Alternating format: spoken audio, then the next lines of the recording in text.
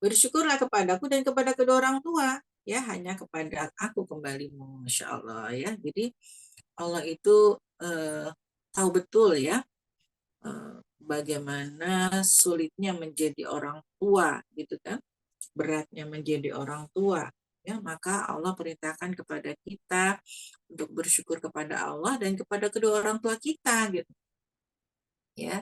Bahkan Allah mensejajarkan, gitu ya, sampai mensejajarkan posisinya, gitu ya, dengan ridho Allah ada pada ridho orang tua. Itu kan kayak sejajar gitu ya. Ridhonya Allah itu ada pada ridhonya orang tua. Masya Allah. Jadi kita orang tua itu dia ibaratnya, ya, wakilnya Allah gitu. Kita nih kalau kita sudah jadi orang tua, kita sudah jadi ibu gitu ya, maka ketahuilah bahwa kita nih wakilnya Allah gitu. Ya, tempat terjawabnya doa-doa anak kita gitu. Ya contohnya anak kita pengen jajan gitu kan ya. Terus dia minta, ya Allah aku pengen jajan. Terus siapa yang ngasih mereka uang? Kita kan. Nah, kita adalah wakilnya Allah untuk terjawabnya doa-doa anak kita. Anak kita pengen, ya Allah aku pengen punya sepatu baru gitu ya misalnya ya. Nah, kita nih wakilnya Allah untuk terjawabnya doa anak-anak kita gitu. Ya ini rezeki dari Allah, orang tuanya gitu. Ya, sampai seperti itu. Ya, jadi kita harus berterima kasih kepada kedua orang tua, kepada Allah dan kepada kedua orang tua. Jadi sampai karena tadi, ya, ridho Allah itu ada pada ridhonya orang tua. Ya, jadi kalau kita ingin, ya, kalau kita ingin ini sebagai kita orang tua nih, kita pengen anak-anak kita diridhoi oleh Allah, maka kita sebagai orang tua juga harus ridho sama anak-anak kita gitu. Ya. Gimana kita ingin, ya, ya Allah aku ingin anak-anakku itu diridhoi oleh Allah, berarti kita dulu nih ibunya kita harus ridho sama anak-anak. Jangan sampai kita menyimpan kesal, ya, menyimpan banyak amarah, ya, menyimpan banyak emosi gitu ya, menyimpan kebencian, nauzubillah min dzalik, ya, menyimpan apa lagi itu, dendam atau doa-doa sumpah serapah yang buruk untuk anak-anak kita, nauzubillah min dzalik, ya, jangan sampai seperti itu. Kenapa? Karena tadi ridho Allah adanya pada ridho orang tua, maka kita sebagai orang tua harus ridho sama anak. Ya, makanya diajarkan kan kalau kita mau tidur jangan lupa untuk kita berdoa sama Allah, ya Allah aku ridho kepada anak-anakku, kita sebutin nama-nama anak-anak kita, terus ridhoilah anak-anakku ya Allah dengan keridhoan yang sempurna gitu ya. Jadi kita minta, kita sampaikan, ya Allah aku ridho kepada anak-anakku, kita sebutin anak-anak kita, ya, si A, si B, si C, aku ridho ya Allah, aku maafkan semua mereka ya Allah, ya maka ridholah anak-anakku ya Allah gitu. Ya, itu kalau kita jadi orang tua. Ya, kalau kita jadi orang tua, maka kita ridho sama anak-anak. Ya, jangan ngomel mulu gitu ya. Justru kita harus banyak-banyak berdoa kalau anak kita melakukan kesalahan. Kalau astagfirullah, kita istighfar.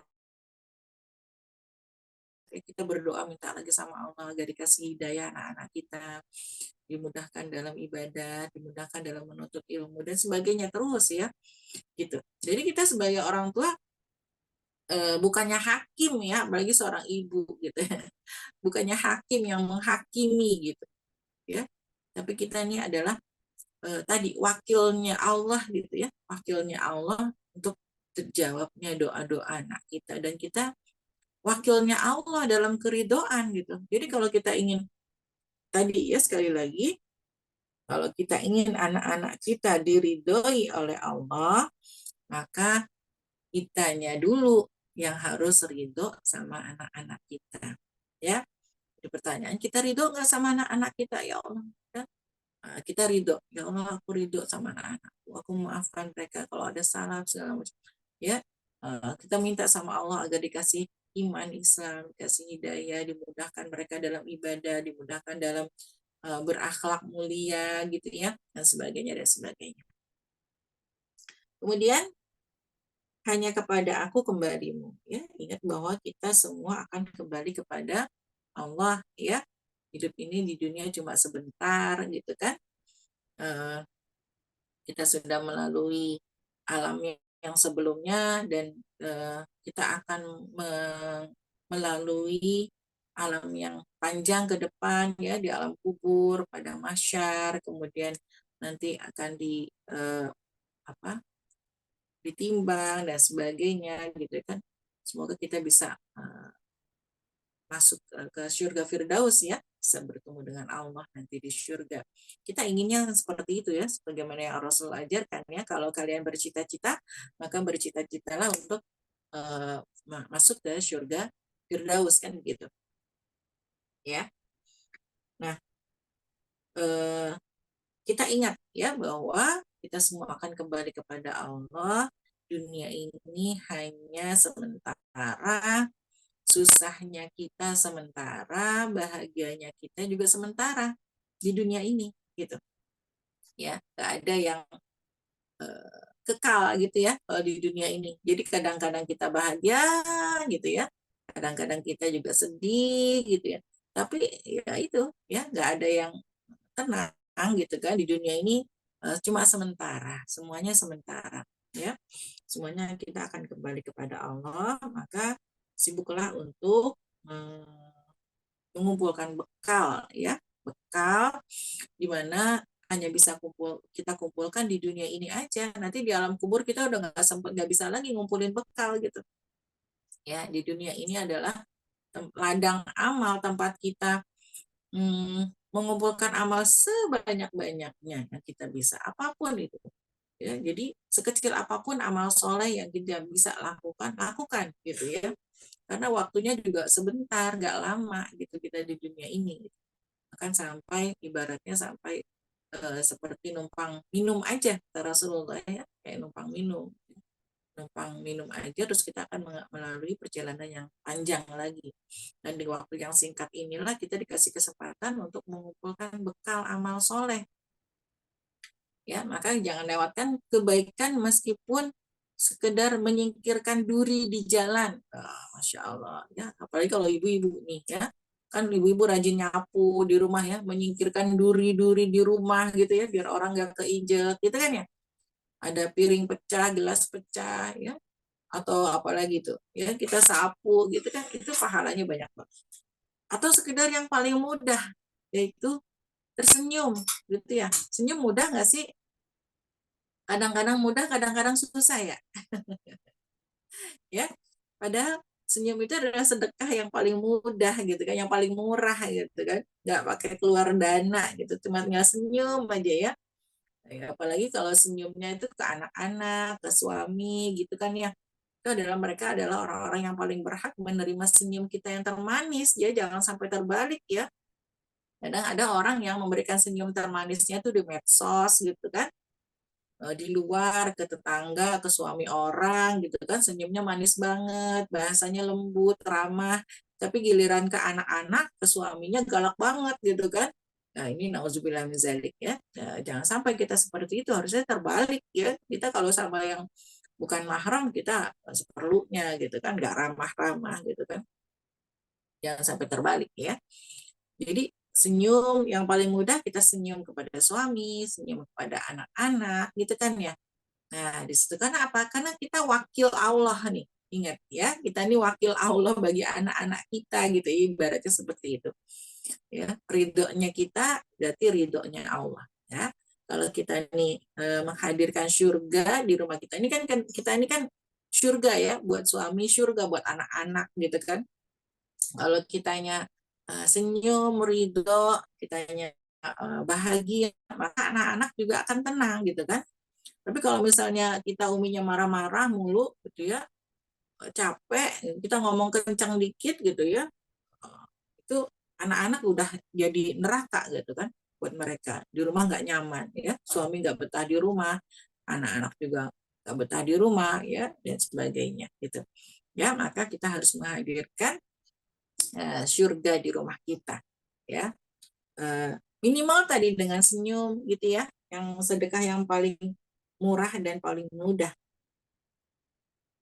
Kemudian, dan jika keduanya memaksamu untuk mempersekutukan aku dengan sesuatu yang engkau tidak mempunyai ilmu tentang itu, maka janganlah engkau mentaati keduanya, dan pergaulilah keduanya di dunia dengan baik, dan ikutilah jalan orang yang kembali kepadaku, kemudian hanya kepadaku tempat kembalimu. Maka akan aku beritahukan kepadamu apa yang telah kamu kerjakan. Ya. Jadi kalau orang tua kita, ya, mungkin mereka non muslim gitu ya, kemudian memaksa untuk mempersekutukan Allah, ya, atau tadi ya muslim tapi masih syirik gitu kan ya. Aduh nak, kamu sana mau ujian, minta ke kuburan eyang, minta didoain sama eyang di kuburan gitu ya. Nah kayak gitu kan berarti nggak boleh tuh ya. Ya berarti jangan diikutin ya, apa yang ajarannya itu tidak baik jangan diikutin, tapi tetap pergaulilah keduanya dengan cara yang baik ya, jangan ditaati tapi pergauli, tetap mereka tetap berbuat baik sama mereka ya, tetap menghormati mereka, tetap mengurus mereka dengan baik gitu ya.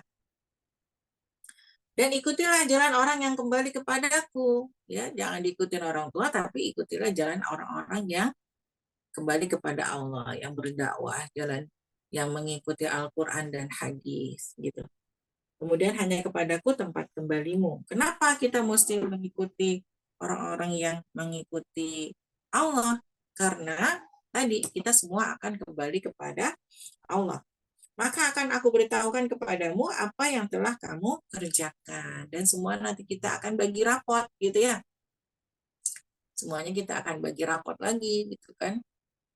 Allah akan memberikan kepada kita gitu kan apa aja yang sudah kita kerjakan di dunia nih. Masya Allah. Mungkin kita kalau diputar video amal kita di dunia nih kita malu sendiri ya, karena ya banyak hal, banyak dosa-dosa yang kita lakukan, kebodohan-kebodohan yang kita lakukan gitu ya. Kita malu gitu ya. Sekarang jadi makanya kita perlu muhasabah, menghisap diri kita, mengingat-ingat kembali ya, saya ini banyakkan amalnya apa banyakkan dosanya ya gitu. Mumpung kita masih hidup, kita masih dikasih kesempatan oleh Allah untuk beristighfar, untuk bertaubat. Kemudian mumpung kita masih hidup, kita masih dikasih kesempatan oleh Allah untuk beramal soleh dengan amal yang terbaik, semoga Allah ridho gitu ya. Terus kita perbaiki diri kita menjadi lebih baik lagi gitu. Kita minta terus sama Allah. Nah, karena kita yakin bahwa nanti kita semua akan bagi rapot gitu ya. Kita akan melihat apa yang kita lakukan gitu di dunia. Luqman berkata, wahai anakku, sungguh jika ada sesuatu perbuatan seberat biji sawi dan berada dalam batu atau di langit atau di bumi, niscaya Allah akan memberinya balasan. Sesungguhnya Allah maha halus, maha teliti. Ya. Luqman berkata, ya bunaya, ya ingat dia berkatanya dengan kata-kata yang bahasa yang halus, yang lembut ya, bukan caci maki, bukan bentakan gitu ya, tapi dengan bahasa yang baik ya. Ya bunaya, sungguh ya, jika ada sesuatu perbuatan seberat biji sawi berada dalam batu atau di langit atau di bumi, niscaya Allah maha akan memberikan balasan. Jadi dimanapun kita bersembunyi, Allah tahu. Apapun yang kita lakukan, Allah tahu. Ya, dan semuanya akan dibalas. Ya. Jadi meskipun nih, baik amal soleh maupun amal buruk. Amal soleh, kita sendirian di rumah. Kita bebenah rumah, kita nyapu, kita beresin kasur, kita rapihin lemari. Kan nggak ada yang lihat tuh. Ya kan? Ya, nggak ada yang lihat. Maka kita niatnya itu karena Allah. Biar ada balasan pahalanya. Kalau kita niatnya biar dipuji suami, ya belum tentu suami muji, gitu ya. Belum tentu suami berterima kasih. Belum tentu anak-anak berterima kasih. Yang ada nanti cuma dapatnya capek doang. Kan gitu ya. Tapi kalau kita niatkan karena Allah, ya tadi meskipun amal kita di dalam batu gitu ya, kita di dalam batu sendirian ya, kita ngeliputin baju, kita nyuci baju, kita setrika, apapun gitu. Kita nyikat kamar mandi, nggak ada yang lihat. Dunia nggak ada yang lihat. Ya, seperti ini. Nggak perlu di videoin terus dimasukin medsos, nggak perlu juga gitu ya. Mungkin orang nggak banyak yang lihat gitu kan pekerjaan-pekerjaan kita di rumah gitu. Tapi kalau kita niatkan karena Allah, ya semuanya akan ada balasannya. Begitu juga sebaliknya, amalan-amalan buruk gitu kan, sekecil apapun, meskipun nggak ada yang lihat gitu kan, nggak ada yang lihat, kita sendiri di rumah, cuma kita sendiri yang di kamar, ya, maka semuanya akan mendapatkan balasannya. Ya, kita makanya beristighfar kepada Allah, ya, atas semua dosa-dosa kita yang mungkin orang nggak tahu gitu kan, kalau dibeberkan ya kita malu ya. Coba kalau aib itu bisa ada baunya gitu ya, Pak Ustadz ya. Kalau aib itu ada baunya, mungkin bau kita udah kemana-mana gitu ya. Kita punya dosa yang banyak gitu kan, maka kita beristighfar kepada Allah ya. Sesungguhnya Allah maha halus, maha teliti ya. Jadi Allah maha mengetahui, maha melihat apa yang kita lakukan ya. Wahai anakku, laksanakanlah sholat dan suruhlah manusia berbuat yang ma'ruf dan cegahlah mereka dari yang munkar. Dan bersabarlah terhadap apa yang menimpamu. Sesungguhnya yang demikian itu termasuk perkara yang penting. Ya, kembali lagi dipanggilnya dengan panggilan yang sayang, ya bunaya, wahai anakku nak, gitu ya. Laksanakanlah sholat, ya, dan suruhlah manusia berbuat yang ma'ruf dan cegahlah dari perbuatan yang munkar dan bersabar atas apa yang menimpamu. Sesungguhnya demikian itu termasuk perkara yang pentingnya. 3, sholat, ya, kemudian amar ma'ruf nahi munkar, berdakwah, mengajak orang kepada kebaikan gitu kan. Ya, amar ma'ruf nahi munkar ya. Jadi ngajak teman-temannya sholat di sekolah. Sholat yuk, ngajak teman-temannya ngaji yuk bareng yuk, ngajak teman-temannya berbuat kebaikan ya. Ke mereka kita fasilitasi anak-anak kita. Ya, kita fasilitasi gitu. Ya, mau berdakwah ya kita fasilitasi, mau aktif di rohis kita fasilitasi gitu. Ya, dengan fasilitas yang bisa kita berikan kita fasilitasi anak-anak kita gitu. Ya. Kemudian bersabar terhadap apa yang menimpa kita. Ya, jadi laksanakan sholat, jangan sampai ditinggalkan dalam kondisi apapun. Sebanyak apapun dosa yang kita lakukan, sholat. Ya, selemah apapun kita sholat. Ya, karena Allah sudah memberikan kemudahan yang banyak. Ya, ketika kita sholat itu kalau tidak bisa berdiri, ya, kalau nggak bisa wudhu boleh tayammum gitu ya. Kalau nggak bisa berdiri boleh duduk. Kalau nggak bisa duduk boleh berbaring. Kalau nggak bisa bergerak ya cukup dengan mata. Ya, terus gitu. Ya, Allah memberikan kemudahan yang banyak asal jangan sampai meninggalkan sholat. Ya, itu jadi termasuk perkara yang penting dan bersabar kuncinya adalah sabar. Jadi syukur dan sabar ya itu yang harus kita pegang sebagai orang-orang beriman ya, bersyukur dan bersabar. Nah di sini bersabarlah terhadap apa yang menimpamu. Nah, jadi apa yang menimpa kita tidak selamanya enak, tidak selamanya senang ya, maka perlu sabar ya, bertahan dalam keimanan. Dan janganlah kamu memalingkan wajah dari manusia karena sombong. Dan janganlah berjalan di bumi dengan angkuh. Sungguh Allah tidak menyukai orang-orang yang sombong dan membanggakan diri. Ya, jadi janganlah kamu memalingkan wajah dari manusia itu karena sombong. Ya, apa namanya nggak level gitu ya misalnya ya kita sama mereka gitu ya. Auzubillahi min dzalik ya, tidak boleh memalingkan wajah karena sombong gitu. Sombong itu kan kita masih ingat ya menurut Imam Ibnu Taimiyah menolak kebenaran atau meremehkan orang lain ya.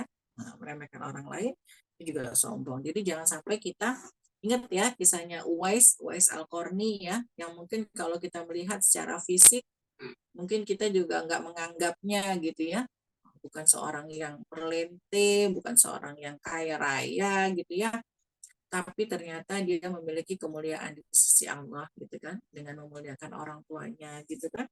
Kita nggak pernah tahu gitu kan, ya maka kita nggak boleh meremehkan orang siapapun itu gitu, apapun posisinya gitu kan, kita nggak boleh meremehkan orang. Dan janganlah berjalan di bumi dengan angkuh ya, kita juga nggak boleh angkuh ya, merasa paling pintar, merasa paling solihah, merasa paling kaya gitu misalnya ya. Itu nggak boleh.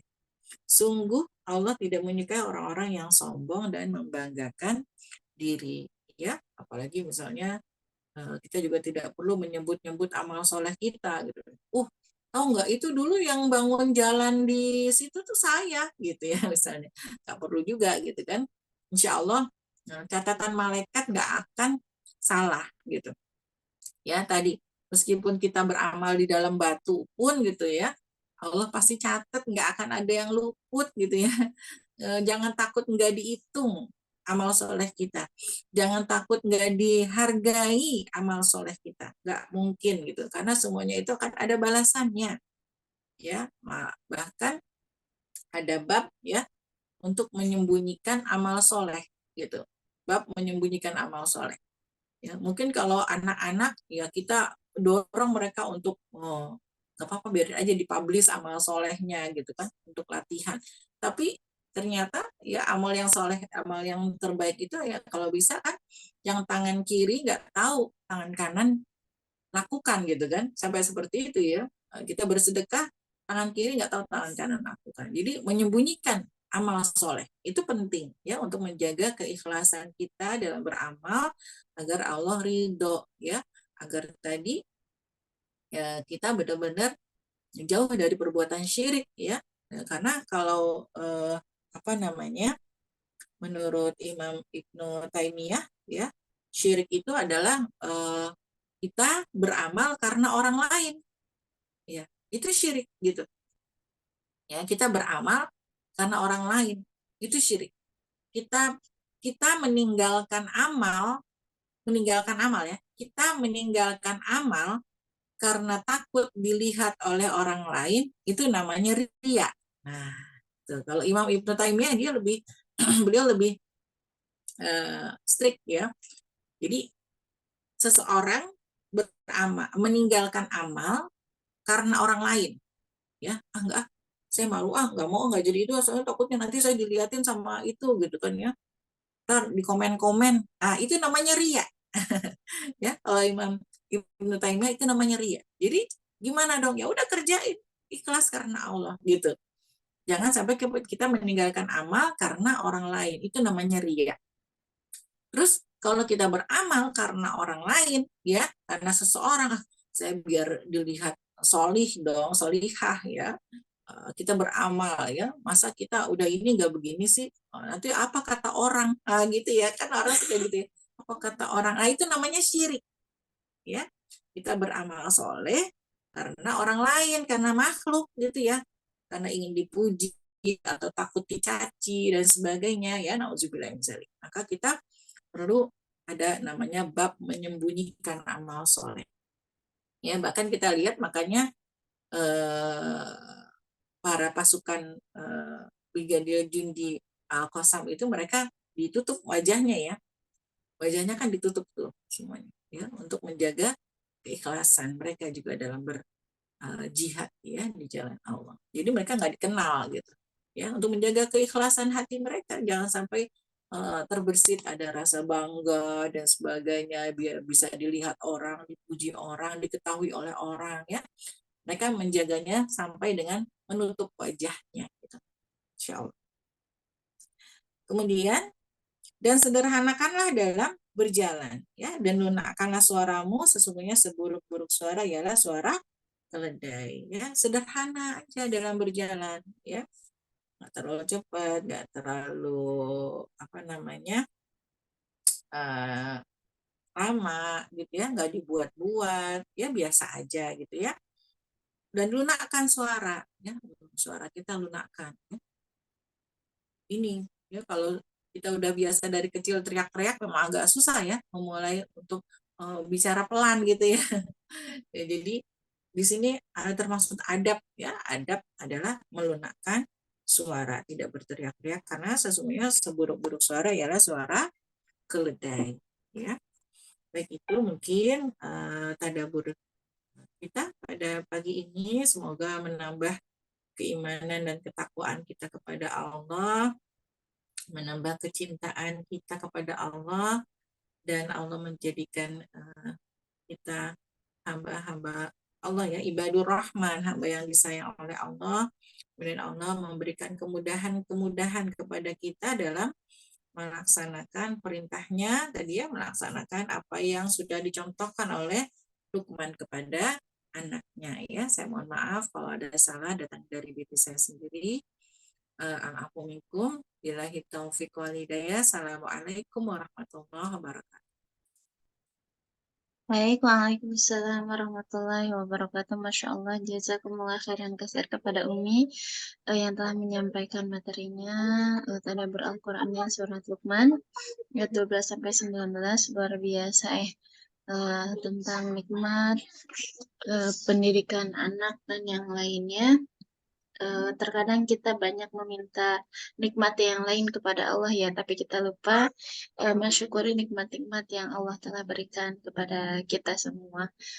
Selain kita meminta nikmat yang lain, jangan lupa juga kita mensyukuri nikmat-nikmat yang telah Allah anugerahkan kepada kita, agar yang telah kami sampaikan tadi, agar kebahagiaan kita berlipat ganda, karena dasar dari bahagia itu sendiri adalah rasa syukur kita. Baik, tafadhol kepada bunda-bunda, kakak-kakak yang ingin bertanya kepada Umi, dipersilahkan. Ada yang ingin ditanyakan? Bunda Sofi, tafadhol, sudah buka mic ya. Tafadhol Bunda Sofi. Terima kasih Ustazah. Wah, Bu Sarah, Assalamualaikum. Waalaikumsalam warahmatullahi wabarakatuh. Waalaikumsalam. Saya aja yang nanya terus nih. Yang lain menyimak aja. Nah, gini Bu, tadi kan Bu Sarah mention banget ya untuk sholat gitu ya. Itu kita minta kita doain anak kita. Terus tadi tipsnya juga malam hari sebelum tidur itu harus itu supaya benar-benar ridho gitu ya, biar besok paginya benar-benar sabar gitu. Nah, Ibu, kalau ini berkaitan sama diri saya sendiri, kan kalau anak-anak itu kan lebih mudah ya. Ya udah, sholat sekarang gitu. Kalau sama anak-anak kan gampang ya, Bu. Sholat sekarang, kalau enggak ntar uang jajannya dipotong atau apa gitu, atau gimana lah gitu ibadah-ibadah ini. Tapi kalau yang udah gede-gede kan susah ya, Bu ya. Paling sholat sholat ya kalau lagi di rumah, kalau dia lagi nggak di rumah ya paling kita doain. Nah, gimana sih Bu ya, sampai sebatas mana sih gitu? Kadang kan ya pegel mulut, pegel hati juga gitu ya, biar kita tuh ridho gitu, sabar, ya udah sampai batas mana sih kita, ya akhirnya sih emang ya Allah ini aja minta dibukain kemudahan buat anak-anak sholat, ibadah-ibadah yang baik yang ini. Gimana ya Bu tipsnya mungkin ya supaya kita tuh kembali lagi ya supaya kita bisa tetap tersenyum gitu dengan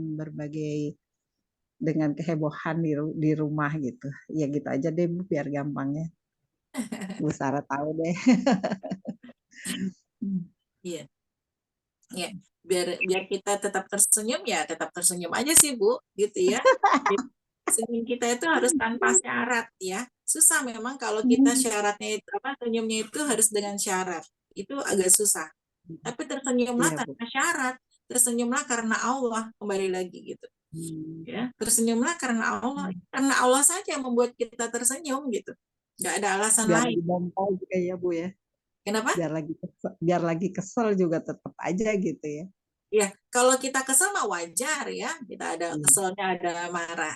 Tapi jangan berkelanjutan gitu kan. Jangan berkelanjutan, ya kita istighfar. Ya.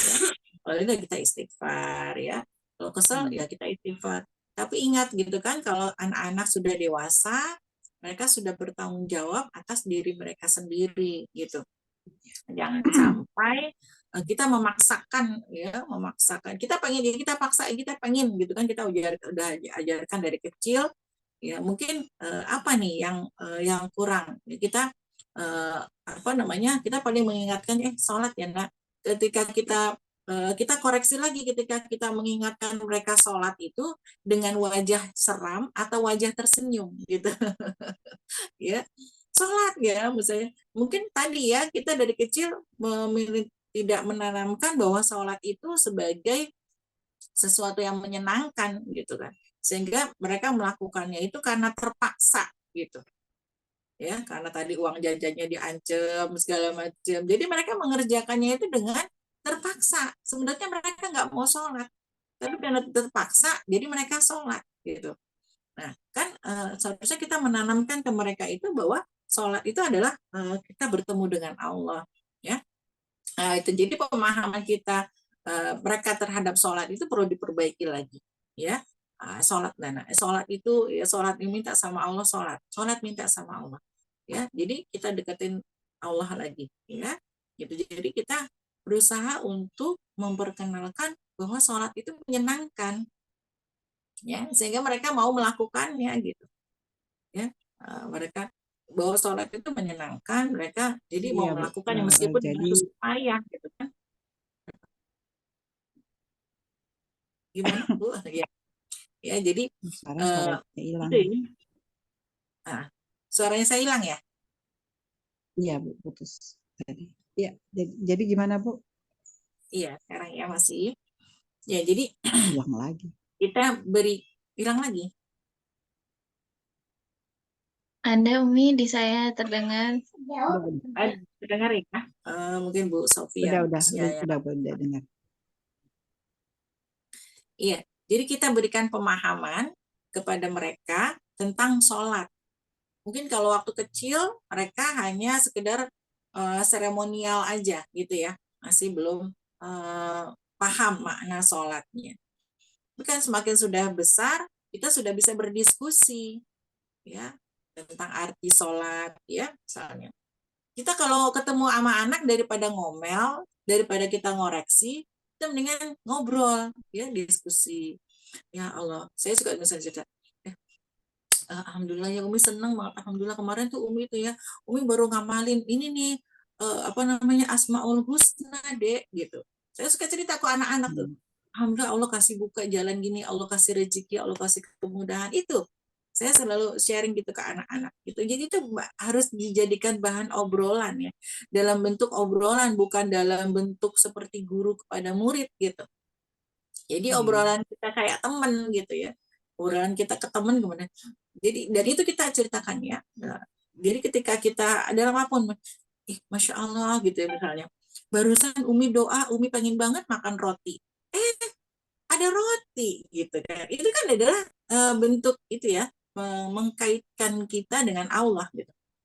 Jadi itu kita juga minta ke mereka gitu kan, Umi aku mau begini-begini, sholat ya nak, nanti kamu sholat minta sama Allah, nanti pasti Allah kabulkan, gitu ya. Jadi agar mereka tahu apa fungsinya aku sholat tuh apa, nggak merasa manfaat sholat tuh apa, cuma gitu doang. Jadi karena sholatnya hanya seremonial.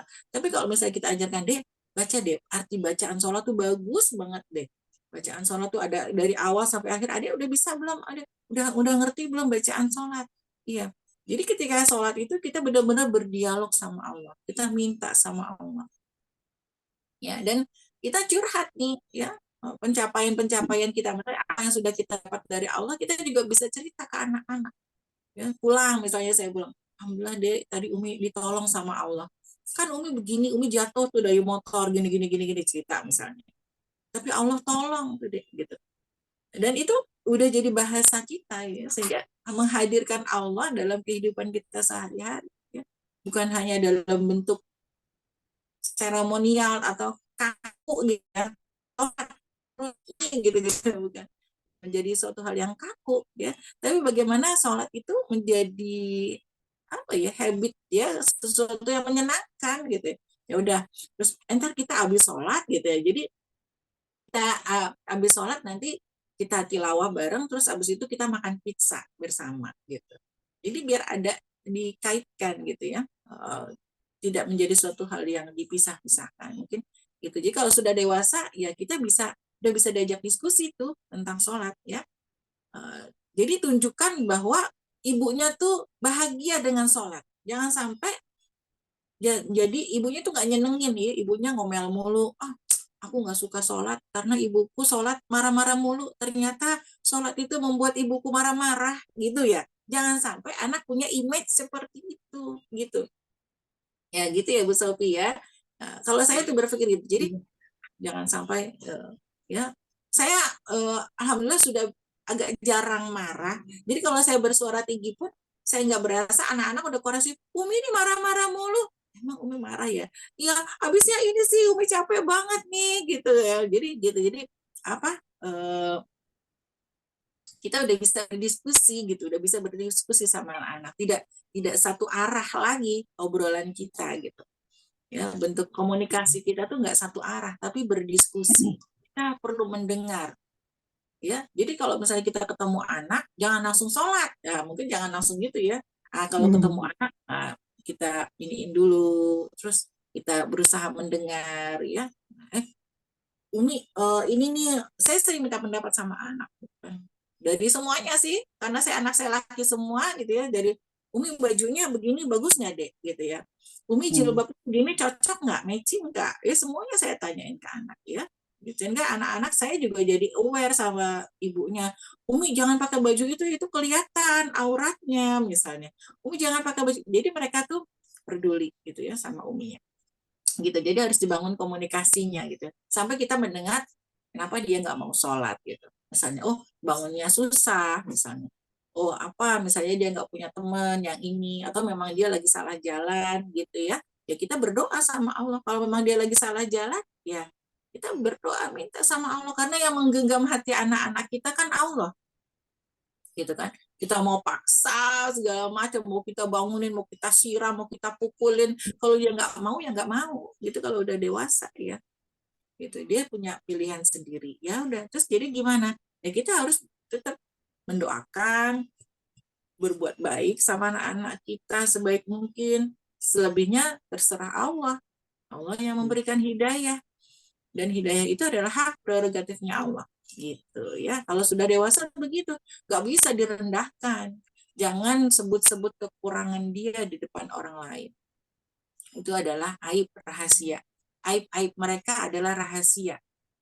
Aib-aib anak-anak kita itu adalah rahasia yang harus kita jaga. Jangan pernah mengumbar aib anak kita ke orang lain. Ya, jadi sebut kalau kita lagi ceritain anak kita nih di depan orang, ceritain yang baik-baik. Alhamdulillah anak saya mau baik ya. Sebutin yang baik-baik ya. Agar apa, anak juga senang. Oh ya, berarti ibuku punya pandangan baik tentang aku. Aku mau baik terus gitu. Ya. Tapi kalau misalnya anak udah berusaha baik, tapi yang dilihat kejelekannya terus, dikomplain terus gitu ya. Umi aku udah begini, aku udah berusaha untuk baik, aku nggak ikutin teman-teman aku yang nakal, tapi Umi aku tetap tetap menilai aku jelek gitu kan. Pasti dia sedih. Ya nggak sih Bu? Sama kita juga pernah jadi anak ya Bu. Iya. Iya, kita pernah jadi anak, kita sudah berusaha baik, kita berusaha menjaga nama baik orang tua, kita berusaha untuk berbakti sama orang tua semampu kita ya, menurut versinya kita gitu kan ya. Tapi orang tua kita tetap ngomelin kita. Gimana tuh Bu rasanya? Sedih Iya. kan? Iya. Iya, itulah. Ya, sama anak-anak kita juga seperti itu ya. Maka kita harus menjaga perasaan mereka, ya, memuliakan mereka. Jadi udah karena dewasa ya bahasanya nggak bisa seperti anak-anak lagi gitu. Ya harus ya kayak teman kita itu tadi ya. Jadi kita tunjukkan bahwa dengan Uminya nih Umi sholat, Umi tilawah, Umi baik gitu. Aku mau seperti Umi, gitu ya. Jadi itu yang berarti aku juga mau sholat, aku juga mau tilawah gitu. Paham nggak maksud saya Bu Sofi? Ya, alhamdulillah Bu. Jadi apa namanya? Pertama adalah kita harus ngerubah ini diri kita dulu ya, Ya, bahwa kita diri ya.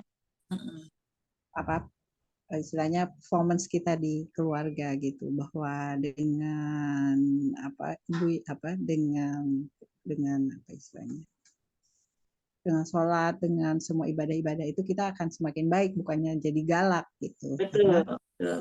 jadi bahwa jadi benar-benar ibadah itu membawa kebaikan gitu, bukannya Betul, ancaman. Insya Allah. Iya, iya. Betul-betul. Ya ringkasnya gitu ya, mungkin itu ya saya yang karena kan kita maunya target instan ya. Udah kita lihat udah makan udah ini terus masih santai-santai aja keluar sekarang gitu kan, kadang gregetan gitu, kita udah azan, kita udah siap ini ayo nah sholat dulu, aku makan dulu bun, aku ini aku itu, ya udah kita sholat udah selesai tapi terus masih santai-santai aja. Nah itu kan yang suka saya liatin, bikin naik kesel gitu, udah semuanya diituin tapi masih berlama-lama gitu kan, maunya ayo sholat bareng gitu kan, tapi enggak juga gitu ya. Mungkin berarti performance ya waktu mungkin fondasinya waktu kecil tuh masih kurang kali ya Bu ya, mungkin itu jadi nggak merasa kebutuhan sholatnya tuh belum di ya, mungkin itu doa yang harus lebih dibanyakin kali ya Bu, karena kan merasa butuh sholat, merasa butuh untuk tilawah itu ya Allah yang ini ya, yang menciptakan kerasa kebutuhan Pemahaman itu. juga, pemahaman Bu, memberikan pemahaman. Makanya pemahaman itu perlu diberikan kepada anak-anak kita, dan kita dalam bentuknya diskusi gitu sekarang. Iya. Jadi dalam bentuk obrolan, misalnya kita kalau lagi makan bareng nih, kita ngobrol, Masya Allah ya Dek, satu huruf itu Allah balas dengan 10 kebaikan Dek, gitu. Itu kan ngobrol biasa ya, obrolan kita. Iya. Jadi nggak menggurui juga, kita nggak menggurui, kita cuma cerita gitu, bahasanya itu cerita. Anak laki-laki itu kan beda. Iya. Bu, itu diulang-ulang gitu ya Bu? Aku udah jalanin juga sih, diulang-ulang gitu ya? Iya, Di diulang-ulang remind. dan dengan wajah yang ceria bahwa dan kita bahagia gitu ya. Jadi jangan sampai melahirkan tekanan gitu loh, sehingga Iya. tadi ya apa namanya, anak jadi nggak mau ngelaksanain, bahkan banyak anak-anak yang kemudian udahlah kena terpaksa, terus melihat kok orang tuanya jadi kaku dengan agama ya, kok orang tuaku jadi nggak asyik sih ketika dia ngaji misalnya gitu ya. Iya. Makin dia ngaji makin galak, makin kasar, makin doain masuk neraka. Ntar kamu neraka loh, kamu ke neraka loh. Oh, nggak asik banget, enggak. Itu banyak Bu anak-anak yang kemudian akhirnya malah jadi murtad. Nauzubillah min dzalik. Ya. Ngeri amat. Bu Iya. Sarah banyak juga pengalamannya ya, kan sekarang sering ngajar ya, diskusi dengan anak-anak gitu ya, usia bukan anak, mahasiswa ya. Iya, jadi apa namanya? Ya bahwa betapa performance ya, apa sih performance itu, penampilan ya. Padahal niatnya tuh nggak ke sana, tapi malahan berbalik arah gitu. Jadi karena tekanan, karena ingin hasil yang instan, jadi malahan jadi negatif hasilnya gitu ya Bu. Iya Bu Sarah, terima kasih. Ya saya kebayang berarti kita mengulang, tapi dengan berbagai bahasa yang beda-beda itu, dengan wajah yang berbeda-beda ya, wajahnya senyum terus kayak Bu Sarah itu. Yang paling penting, saya nggak juga selalu begini ya. Jadi yang paling penting adalah itu ya, kita Allah aja itu mengedepankan sifat Ar-Rahman Ar-Rahim, kasih dan sayang. Itu yang harus kita pelajari. Jadi kita juga merasa bahwa kita ini disayang Allah lah, kita ini dikasihi Allah lah, dan kita juga harus menebar sifat kasih sayangnya Allah itu, gitu ya. Jadi kita menebarkan kan Islam itu rahmatan lil alamin, kasih sayang buat semesta alam ya. Jadi yang kita sebarkan ke anak kita, ke suami kita, ke tetangga kita, kemana, ke siapa aja adalah kasih sayang ya. Jangan sampai kita bilang mau dakwah Islam tapi kita kasar, mana Islamnya gitu. Nah, Islam itu rahmatan lil alamin gitu ya. Islam itu kasih sayang gitu kan. Bagi alam semesta, jangan sampai kita kalah ya. Kalau orang Nasrani itu mereka kan mengedepankan gitu ya, kasih sayang gitu kan, cinta kasih. Padahal Allah itu mengulang 114 kali kan setiap kita mau baca surat, kecuali surat At-Taubah ya, selalu dengan Bismillahirrahmanirrahim ya. Bahkan dalam hadis Rasulullah mengatakan kullu amrin dibalin la yubda'u bi bismillahirrahmanirrahim fahuwa yuqta ya. Jadi setiap amal, setiap perkara yang tidak dimulai dengan bismillahirrahmanirrahim, maka dia terputus ya, nggak berkah dan sebagainya. Jadi kita kedepankan adalah kasih sayang gitu. Itu yang kita, kalau kita belum dapat, itu yang kita asah ya. Kita ke anak itu sayang gitu. Jadi tidak dengan kekerasan tapi dengan kasih sayang ya. Dan itu Allah yang memberikan, memang Allah yang memberikan di dalam surat Maryam ya, di 2 ayat yang terakhir itu ya, Allah memberikan sifat kasih sayang.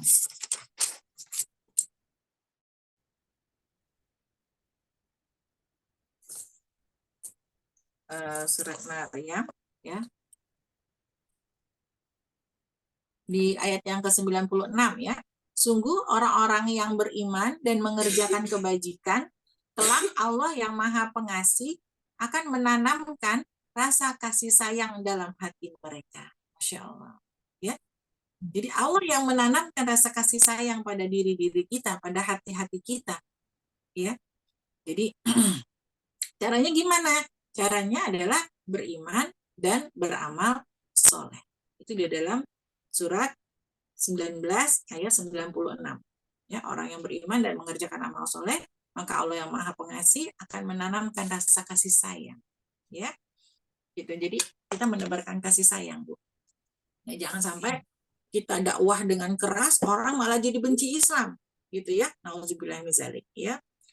Kita berdakwah dengan kasih sayang, ya, dengan kalimat yang baik, ya, dengan hikmah wal mau'idhah hasanah gitu ya, dengan bijaksana, dengan nasihat yang baik. Ini tuh Bu, sudah mau ke jam 8 insyaallah. Ya, nih.